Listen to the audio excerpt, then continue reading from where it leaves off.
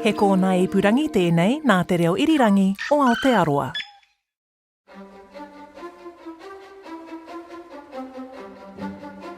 When I first heard the story about Kelly Tarlton and the third anchor of the St John Baptiste, I had a clear vision of how the whole story would unfold.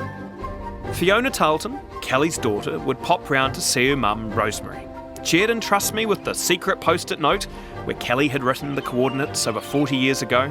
I'd sail on up to Doubtless Bay and see if we could get a diver to swim down to the exact location. Bingo. Anchor found, podcast done, the crowd goes wild. But that's not what happened. There is a picture of a man called Eric Morrow standing in front of a French anchor. What we're looking at here is the potential that somebody mounted a highly clandestine salvage and preservation operation only to then just sell it for scrap metal. Yeah. Weird, eh? The idea that the anchor might not actually be at the bottom of Doubtless Bay had never really entered my mind until that phone call. And it seemed like it hadn't entered anyone else's mind either. Not John Dealing. It'll be there, absolutely. Or Peter Pettigrew. You can't get it out of the reef without wrecking it. Now I had all sorts of other questions. Who is this Eric Morrow guy? And where was that photo taken? And most importantly, is this really the third de Surville anchor? I'm Hamish Williams, and this is Kelly Tarlton's Final Treasure Hunt.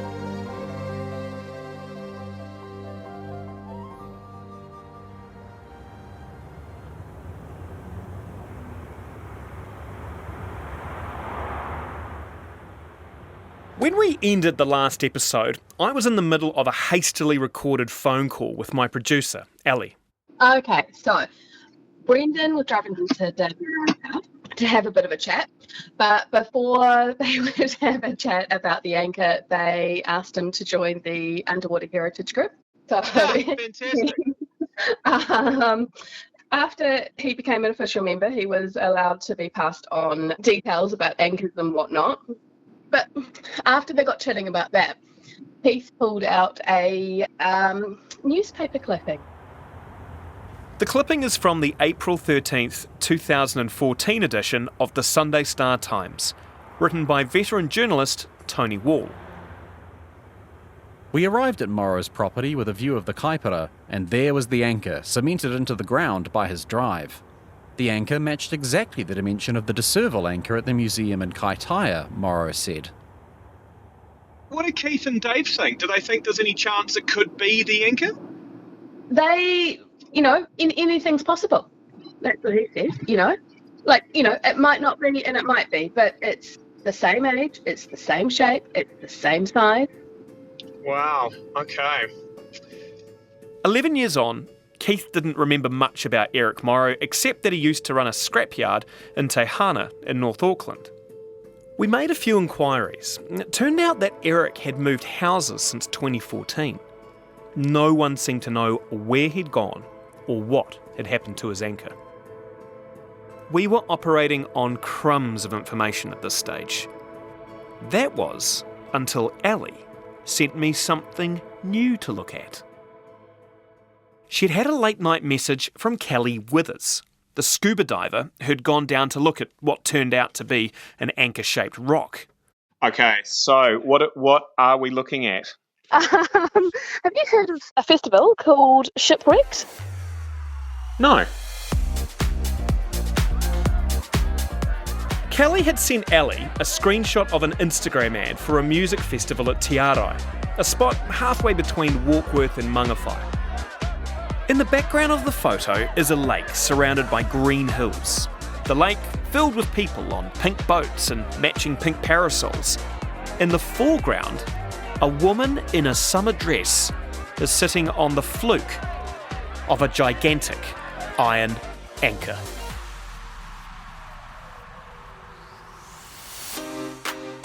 I could instantly tell this thing looked big, maybe as big as the anchor in Te Papa. Could this be the third anchor? The Shipwreck Festival's on next weekend. Oh, this weekend coming. It's the 7th to the 9th. As a sailor, I never thought I'd be saying this, but I needed to get shipwrecked. Oh, there's a sign, shipwrecked this way. From what I can tell, it's essentially like a pirate-themed music festival that's spread out over 3 days in a farm area that's got a lake by it. I've bought a few different measuring tools with me. I've got my good old metal builder's measuring tape. I've bought a dressmaker's tape measure. And I've also got a really cool little digital tape measure that I've gone and picked up from Mitre 10 because I really want to make sure that we're getting as accurate as possible measurements. Hi, good afternoon. How are you? Good, thanks. How are you? Very good. Let me have a look. I parked my car and got ready to get into the middle of the action. At least 1,000 people here, if not more. So, I'm by the anchor now. I guess I should do what I've come here to do. The anchor was huge. It towered over me. Now I could understand how Hung, Peter and Nicole would have felt when they dived on their anchor back in 1982. The most interesting thing, though, was that the shank, the long vertical segment of the anchor, had a significant bend in it. We're talking about 4.5 metres of solid wrought iron, more than 20 centimetres thick. Something of great weight and force would be required to put a bend in that. Also notable, one of the flukes was much more worn than the other. Kelly Tarlton's records don't mention a bend in his anchor, but when he saw it, it was still covered in a thick layer of marine life and corrosion. A bend might have been difficult to see. I was actually going to see if I can enlist some help from somebody, so I'm going to ask some people here if they'll help me.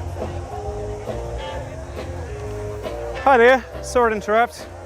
My name's Hamish Williams. I set about measuring everything. Height, width, diameter, circumference, trying to be as exact as I could. As you might imagine, I drew a few glances and reactions. I know, this is really weird. I'm not even here for the music festival. I've come for the anchor, and I only found out that this might be the anchor a week ago.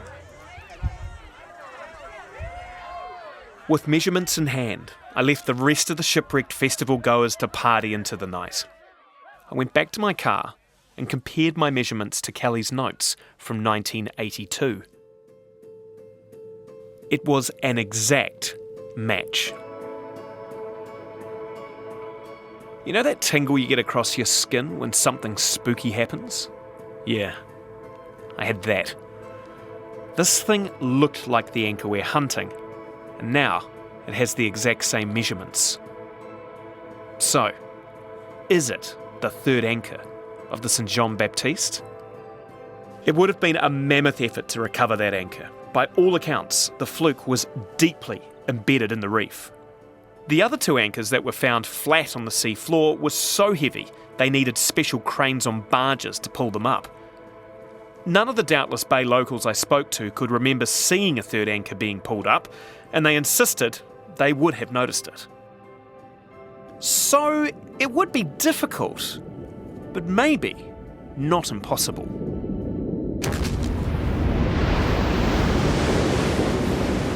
A bit of gelignite could have worked the anchor loose, and if you weren't too worried about damaging it, you could just drag it along the bottom until you could pull it up somewhere out of sight. So it's possible, but we're talking about a big operation. A lot of people conspiring to pull off an underwater heist, which they then managed to keep secret for decades. We still had a lot more questions than answers. I tried talking to the guy running the Shipwrecked Festival, but it turned out he has only a share in the ownership of the anchor. I'm informed I'll need to speak to a man named Eric Morrow. Yes, the same Eric Morrow who was pictured in that newspaper article from 2014. We tracked him down. Turns out he now lives a short 30-minute drive from the festival in Port Albert. We're recording. Look, just for a start, just so I get the basics I have to get. Tell me about this anchor. Found in a scrapyard in Auckland. It was Pacific Metals in those days, and they didn't know what to do with it. If they were to melt it down, and I just happened to be there that day. So I offered them double scrap price for it and brought it home.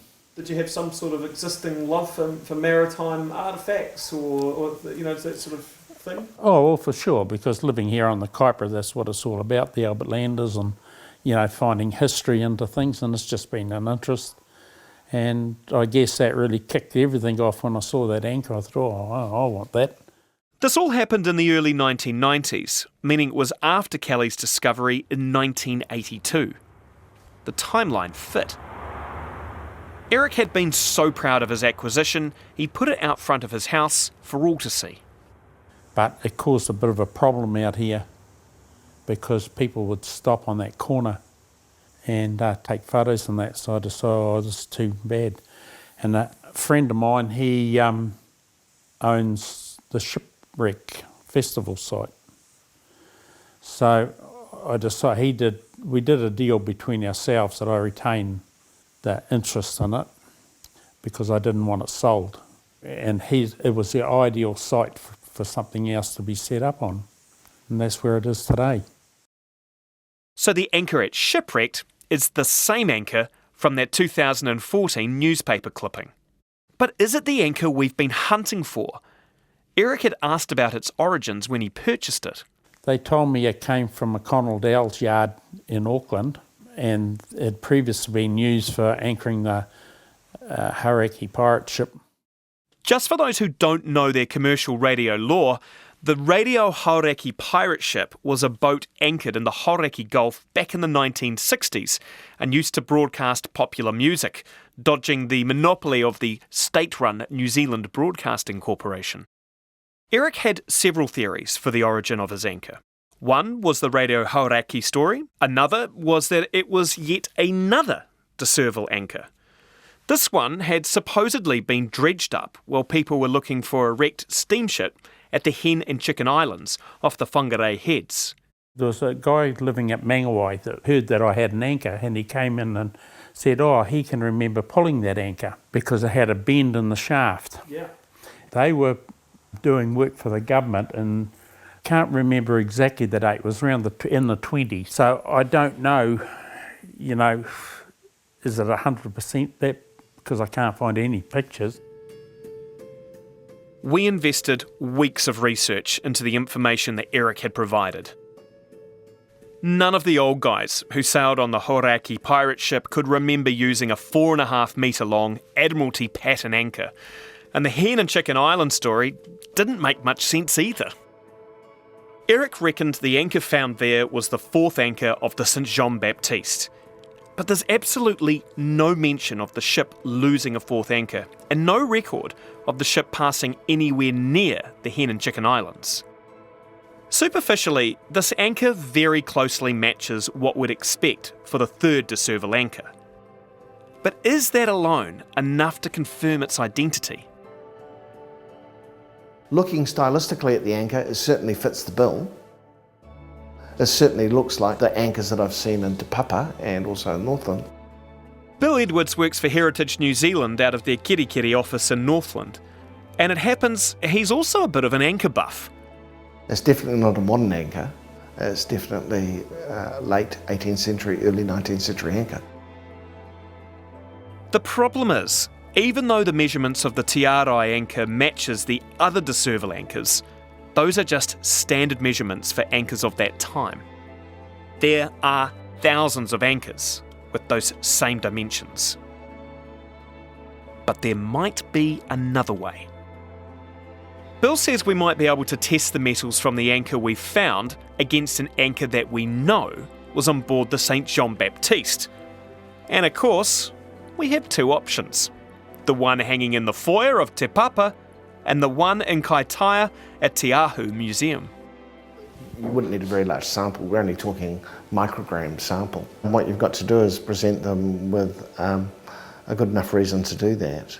Objects are very, very powerful because they tell powerful stories. And while we innately like to hunt treasure, the best treasure we can have is information of our past.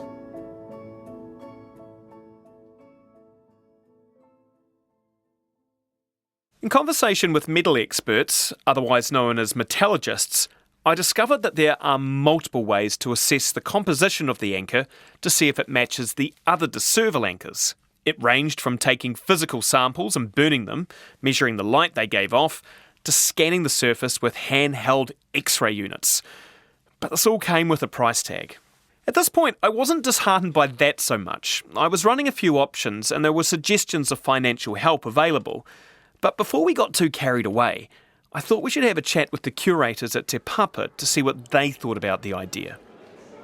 I presented our case in person, sent through all the documentation, and a day later, I got an email. The methodology you outlined will not yield conclusive information that would show the two anchors are from the same ship. The only circumstance in which this would be possible is if the ship had anchors made of an unusual and distinctive material not commonly used in the 18th century, as opposed to iron. I know our team enjoyed meeting with you and hearing some of the twists and turns in this tale so far, but unfortunately we won't be able to help with this request. Basically, counter to what Bill Edwards had said, it didn't seem like testing the metals was going to get us anywhere. A metallurgist we spoke to stressed that metal can't be tested like DNA. It wouldn't be definitive proof that this really was the third de Surville anchor. At this point in time, I felt like we needed to share where we were at with the people who'd been helping us on this treasure hunt. Eric Morrow agreed to have a few people come look at the anchor at the shipwrecked festival site. I invited the Tarlton family, Fiona, Nicole and Rosemary, as well as Kelly's old mates, Dave Moran and Keith Gordon. We all drove up to Te Arai.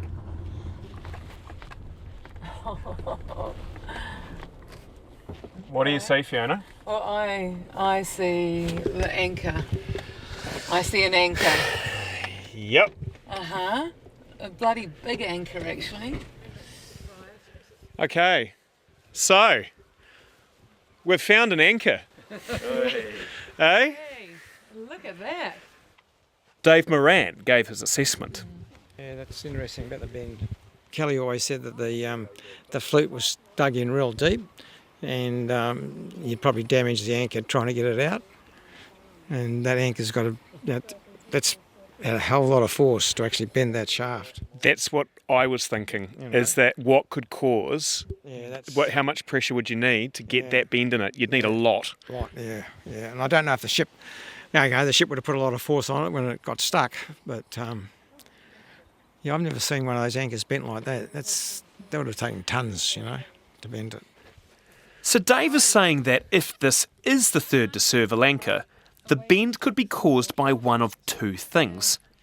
Either the 600-tonne weight of the St John Baptiste pulling on the anchor 250 odd years ago, or the force required to yank it out of the reef when it was recovered. So we've done the measurements of it, and the measurements are almost exactly what Kelly measured it at from 1982. Now, everyone we've talked to has told us that there was no way that you could get the anchor out of where it was. Remember how dug in it was when you saw it, Nicole? Yep. And everyone's sort of said to us that, if you got the anchor out, you'd have to cause you would damage the anchor getting it out. And that's why we're looking at it and looking at that bend on it and wondering if that's perhaps where the damage could have occurred. Do you remember it being bent like that when you saw it? I don't remember, but it was partially buried. So, it was. Yeah. Keith, out of everyone here, you guys are the treasure hunting experts. What's the plausibility of this potentially being the anchor?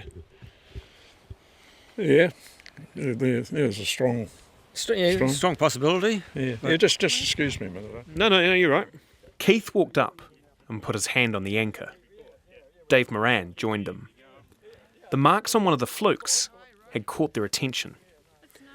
Remember, we've got photos of the third de Surville anchor with one of its flukes dug hard into the rock. What Dave was seeing might be traces of that. No, it's interesting, like that flute there especially, it's really damaged. Like a bit of corrosion. Well, I talk about being stuck in a reef. Yeah. You can even see a bit of a line here, What are we looking at here? Oh yeah, like this here is really rough. This like Kelly, that's one thing. I mean, one thing about Kelly's thing is got the flute sticking into the reef, and all this end here, hey Keith, it's all damaged, and you got this like a line here, as if this part was in the sea, and this here is actually buried into a rock. Yeah, well, part of it's exposed to the ocean. The other, in time, gets buried in the seabed, which would stop, be different reactions to the environment. Yeah. Well, a piece that's exposed to the ongoing sea action and others, and the other section that is, covered, buried up, where it's not getting the oxygen and that so much. They paced around the anchor, slowly looking it up and down. What do you reckon, Keith? Oh, it's questionable, isn't it? Rosemary says, "What's your gut feeling, Dave?" And I said, a bit negative, I think. Well, yeah, I think it shouldn't give up on Doubtful Bay. Finish what was started. And determine whether it's definitely not there. If it's definitely not there, well, then it's questionable. Yeah. Is this it? Then more. Yeah, we want to go up and we're going to have another crack at it. As I listened to Dave and Keith assessing the anchor, talking themselves into a trip up to Doubtless Bay, just quietly, I was stoked. I would have said at this point I was about 90% sure the Te Arai anchor was the third Serval anchor, but I still wanted to be sure.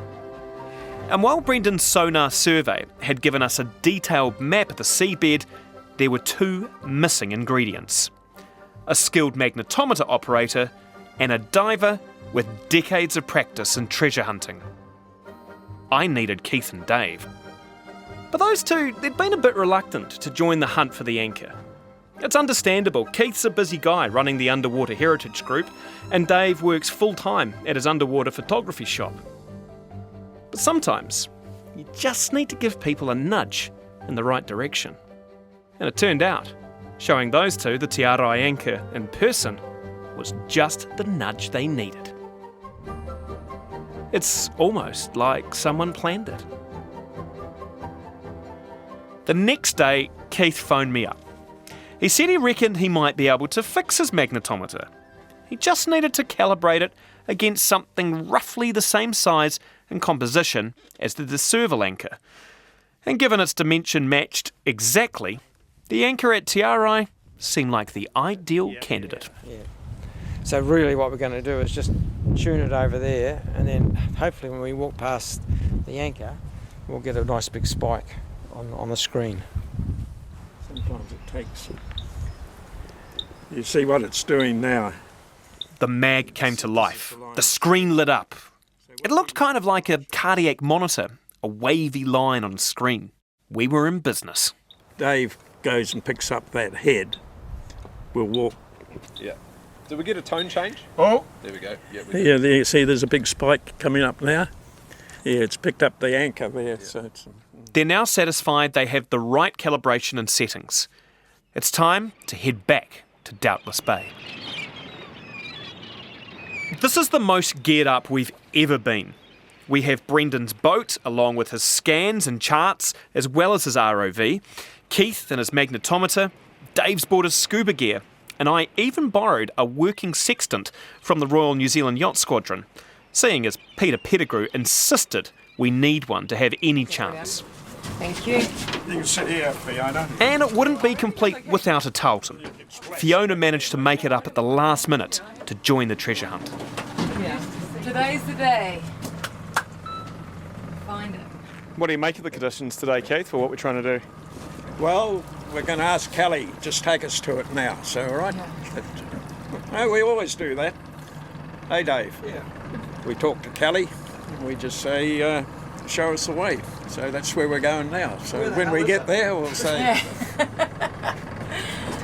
No, I was doing something similar this morning, just near the entrance of my house. It's this big black and white photo of Dad smiling, and I was like, today's the day, Dad. You know, let's find it. Please guide us. So hopefully, yeah, solve the mystery. Yeah. Anyway. Kelly must have heard us. We couldn't have asked for a better day. The sea's calm, the wind's low. We've just launched off the Taipa boat ramp and we are now gunning it across Doubtless Bay to get over to where we think the anchor might be. We've now managed to reduce the search area to a 100 metre by 100 metre radius. That's where we think it could be. This 100 metre square grid is based on a bunch of different information Brendan has put together with Dave and Keith.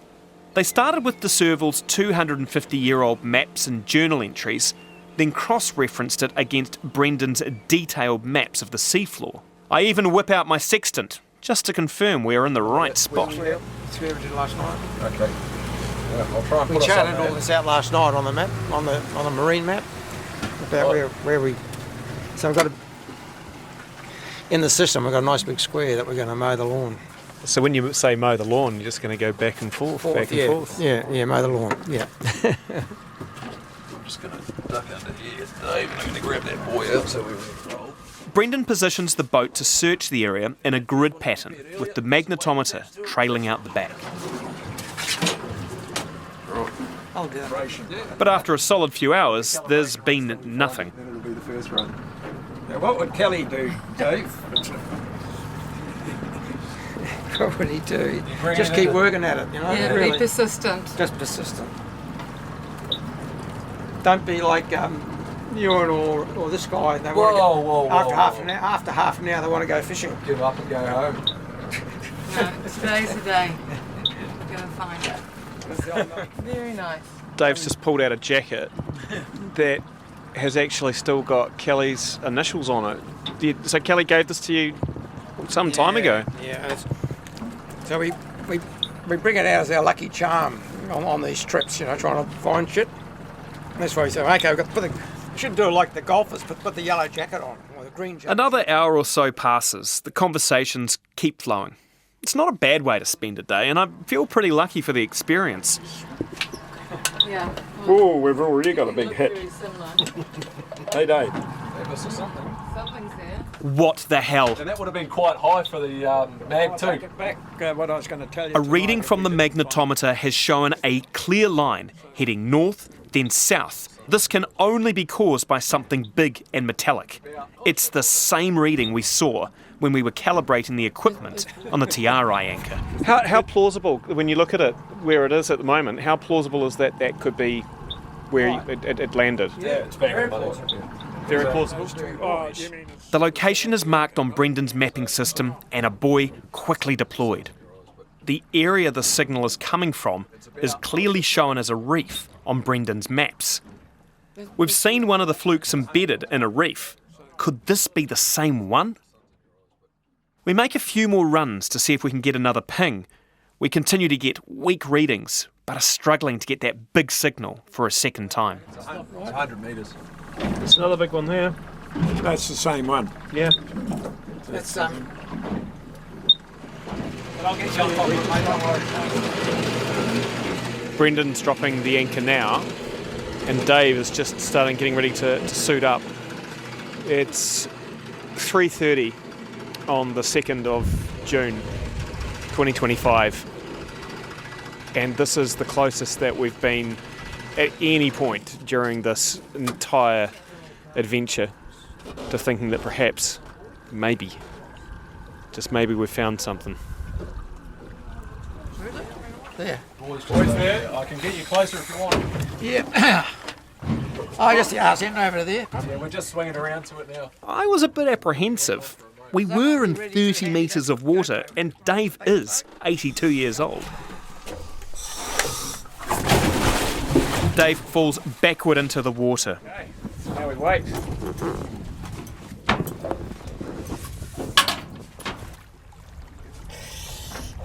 "15 minutes later, Dave appears back on the surface.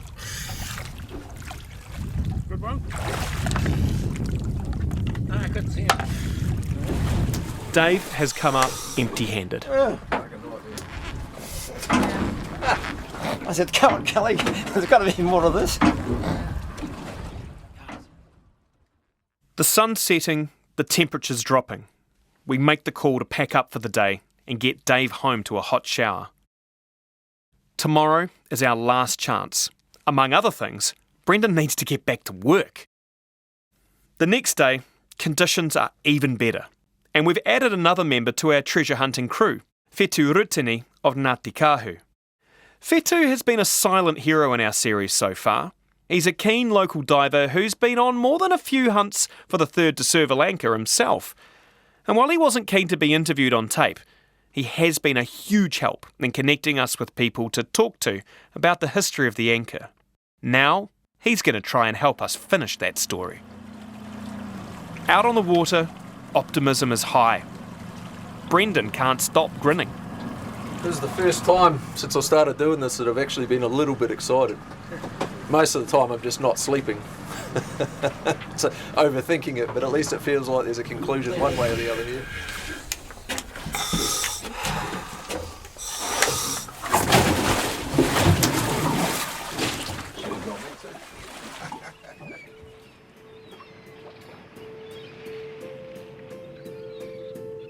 Dave and Whetū stayed down for 15 minutes.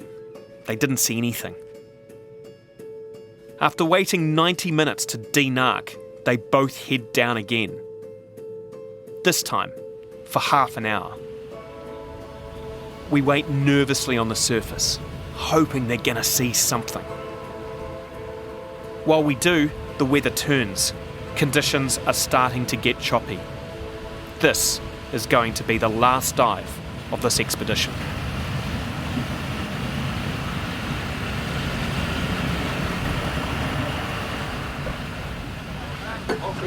That was a good dive. No, really, I mean, I didn't find the bloody thing, but I felt the dive went a lot better than the first dive. We covered quite a big area. You agree? Sorry? We covered quite a big area. Yeah, we did. Yeah. And Right to the edges of the reef. yeah. It won't give up its soul easy, will it?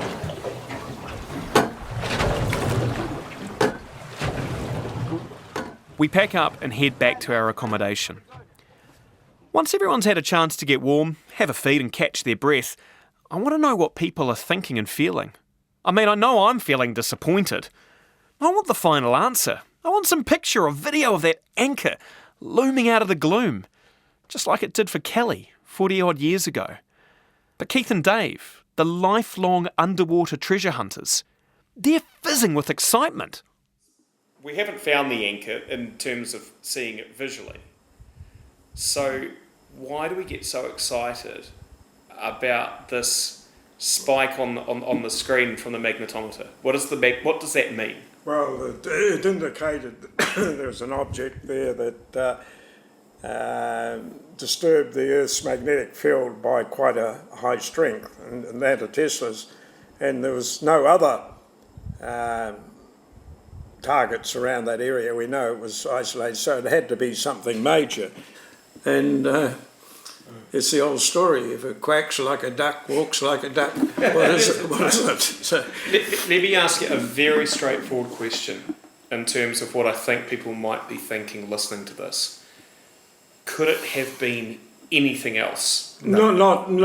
Not of that size. I mean, there is other disturbance. I mean, if people were throwing stuff overboard, if there was a 44-gallon drum on the bottom of that, you're not going to get a signal of that strength. Well, Dave, you were down there. Yeah. You know, you were down there looking for it. Why is it so difficult to find something that's 4.5 metres with a fluke stuck in the rock? You know, what's it like when you're down there looking for these things? One of the big problems is it's 30 odd metres, 31 metres. So we really only got about 15 minutes on the bottom, if that, you know, to try to not go into decompression. So you got all that consideration about decompression sickness. We've got a few ideas about how to do it next time. Maybe using scooters. Scooters, you cover a lot of seabed, a lot, you know, a big area in a short time. So, and also we think that it's quite a few years since Kelly saw it, and how much is showing. Like that fluke, it's not like the whole anchor is going to be visible. Even those pictures way back when Kelly took pictures, the main thing is that big fluke sticking up. So that Keith and I were talking about today, because Keith asked me about the dive. That flute's not a big, it's not a big object to see. You know, it's in amongst rocks or wherever it is.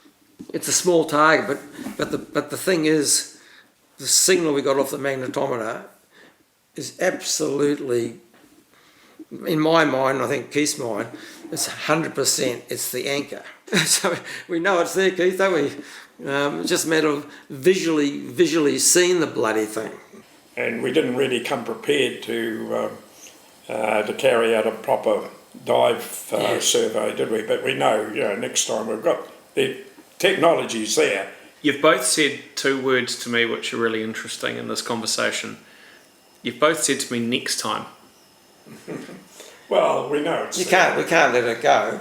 Put it this way, there was a question mark, is the anchor still there? We know it is now. Now we know it is. We're positive. We wouldn't waste our time. No, it's there. It was talking to us today and yesterday. It said, hey, here I am, come and find me. So that's what we've got to go and do now. The anchor is not going anywhere. It'll be there in 10 years' time. It'll be there in 5 years' time. So it's been there since 1769. Yeah, so that's always a positive. And this is the big interest too on these anchors. As a lot of people don't realise, it's our most authentic. These three anchors, most authentic connection. They have early connection with Europe, between New Zealand and Europe. It all evolves around these first encounters that happen through maritime activities. It wasn't like an aircraft landed in New Zealand and said, no. Anyway, it's a lot of fun. It's a big adventure, and it keeps us old people young.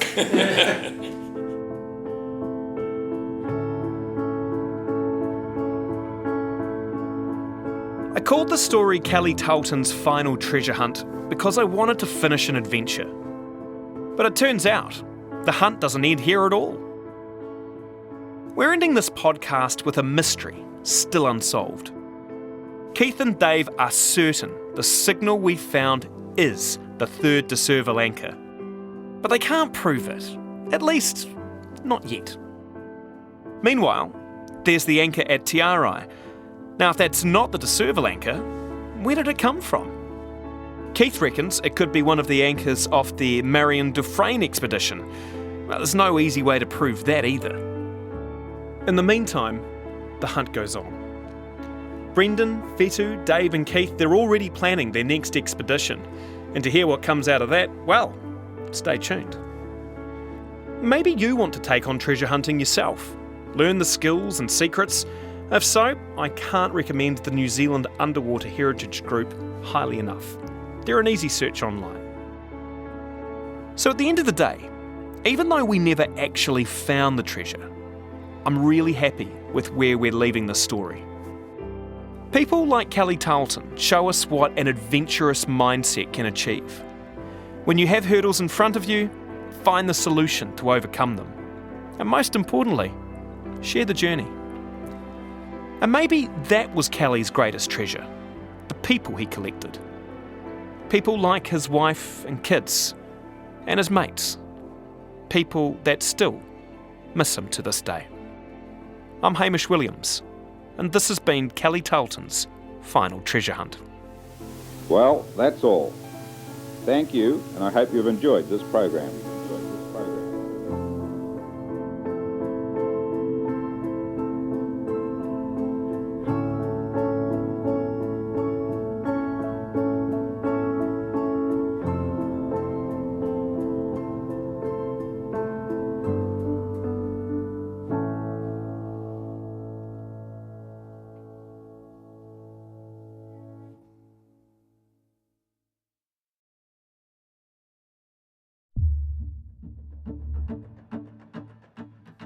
Hi Treasure Hunt fans, Hamish here.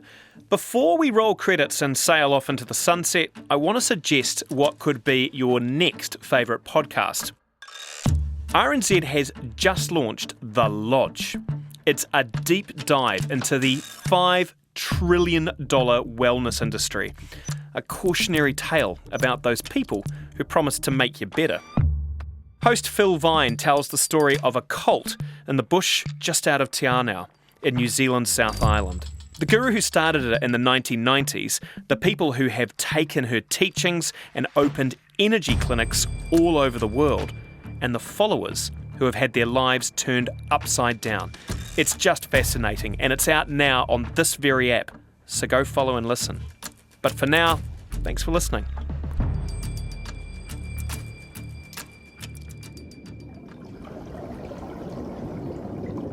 Kelly Tarlton's Final Treasure Hunt is written and presented by me, Hamish Williams. Our producers are Ali Callahan, William Ray, Phil Vine and Justin Gregory. Our sound engineers are William Saunders, Phil Benge and Mark Chesterman. Our production coordinator is Brianna Juritich and the executive producer is Tim Watkin. Special thanks to the Tarlton family for their support and trust in making this podcast.